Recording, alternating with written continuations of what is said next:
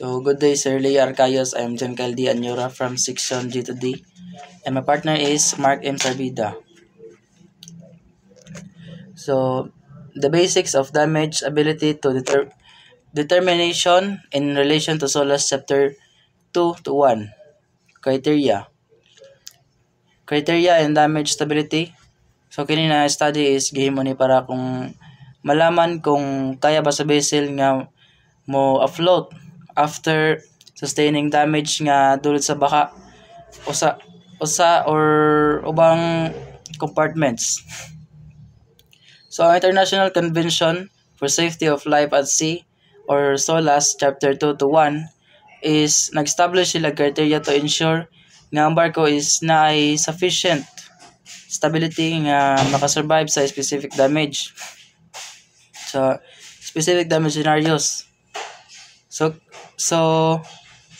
kini nga requirements is nag-aim to enhance the safety of ships, their crews, and passengers.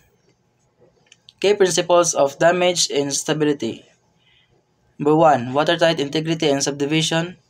So, gidisenyo ang barko nga naay bulkheads o watertight compartments para limitahan ang baha. Ang subdivision sa barko into watertight compartments ensures nga mo-afloat and stable bisan ma-breach ang usa nga compartments. Number 2 is floodable length. Ang floodable length is ang maximum length sa barko nga mo-flood without causing sa vessel nga mo-sink or ma-lose ang stability. Number 3 is stability after damage. So, SOLAS Chapter 2 to 1. Okay, criteria for damage stability. Number 1, applicability. The damage stability requirements under SOLAS Chapter 2 to 1 apply to passenger ships para sa ferries or sa cruise ships. Cargo ships over 80 meters in length. And specific additional criteria for tankers and vessels carrying hazardous cargo. Number 2 is subdivision index sa passenger ships. The subdivision index measures the ship's ability to survive damage. It is calculated based on probabilistic damage stability principles, considering probability of damage, likelihood of damage occurring in different compartments, probability of survival, ship's ability to survive damage to those compartments, and last is weighting factor, number of passengers exposed to risk. The vessels must achieve minimum required index, which is specific to its type and size. So number 3 is extent of damage. SOLAS specifies the extent of damage that the ship must withstand, including horizontal extent, damage to the hull over the length equal to L20, vertical extent, damage from baseline up to the bulkhead decks, penetration depth, damage extending inboard by a specific distance, usually B5, where B is the breadth of the vessel.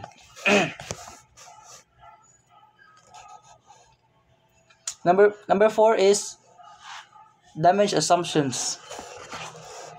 Symmetrical and asymmetrical flooding.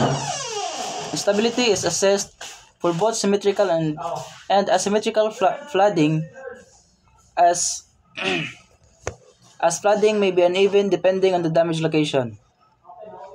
Permeability assumptions. Different permeabilities are assured for flooded spaces based on their usage.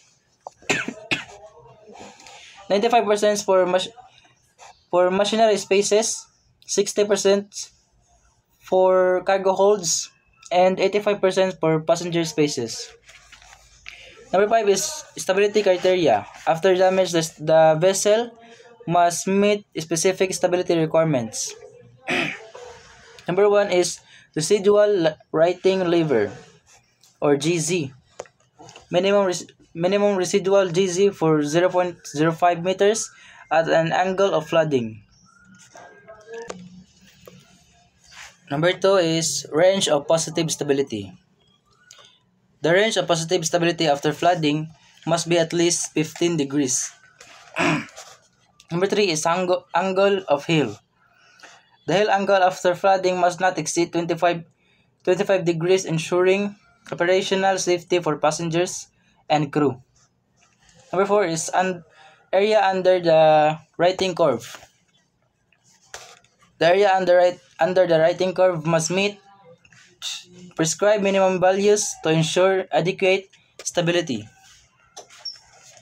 Good evening, sir. I am Mark M. Sarpida and I am the partner of John Caldianura. We are from G2D and I'm going to read the damage stability calculation methods. There are 3 damage stability calculation methods. First is probabilistic approach. Based on the likelihood of damage to various compartments and the ship's abilities to survive. Commonly used for passenger and large cargo ships. Second is deterministic approach. Assume specific worst case damage scenarios and evaluates the ship's stability after flooding. Common for tankers and smaller cargo ships. And the third is modern stability software. Free surface effects in flooded compartments, asymmetrical flooding scenarios, and structural stresses and residual stability. Critical factors influencing damage stability. There are 4 critical factors influencing damage stability. First is free surface effect. Flooded compartments introduce a free surface moments reducing metacentric height and stability (OGM). Second is progressive flooding. Openings or failures in watertight boundaries can lead to flooding spreading to adjacent compartments. Third is ship's loading conditions.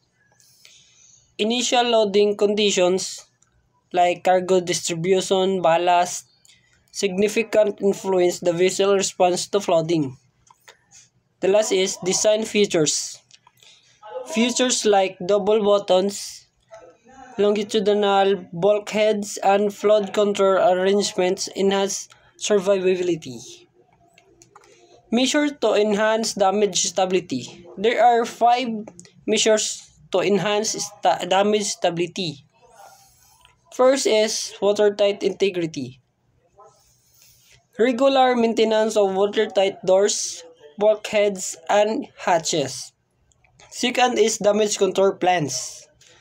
Detailed plans and drills to manage flooding and maintain stability. Third is baffle plates. Fitting baffles in tanks reduces the free surface effects during flooding. Fourth is cross-flooding arrangement. Systems that balance water ingress between compartments to minimize heeling. And the last is use of balance. Adjusting the balance to improve stability during emergencies. That's all. Thank you.